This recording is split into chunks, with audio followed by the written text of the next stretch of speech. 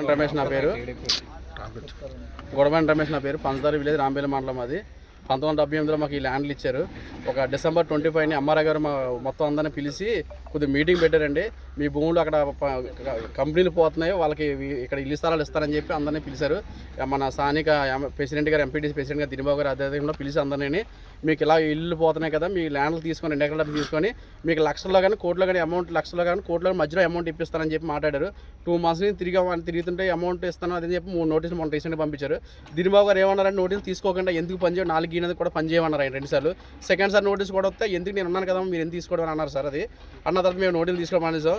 రీసెంట్గా ఎమ్మెల్యే గారు చెప్పారని చెప్పి వీళ్ళందరూ నాయకులందరూ వచ్చేసి ఈఆర్ఓలు అందరూ వచ్చేసి ఏంటంటే జేసీబీలతో మిషన్లు తెచ్చేసి మీరు ఊర్లో లేరు, ఇక్కడ లేరని చెప్పి మీ ల్యాండ్ అని గవర్నమెంట్ తీసుకుంటుంది, మేము ఊర్లకి ఇచ్చేస్తున్నాం, మీరు ఇక్కడ సంబంధం లేదు, ఇక్కడ మీరు మాట్లాడినది హక్కులు అని చెప్పి అందరినీ మా దళిత కుర్రలందరినీ బయట పంపించేస్తున్నారు. ఏమంటే జేసీబీలతో పోలీసులు కూడా అదని తీసుకొచ్చారు. అందాక పోలీసులు కానీ ఈఆర్ఓలు అందరూ వచ్చేసి మీరు ఇక్కడ అడగడానికి సంబంధం లేదు, మిమ్మల్ని జైల్లో పెట్టేస్తాం అయిపోయాలని బెదిరిస్తున్నారు అందరినీ.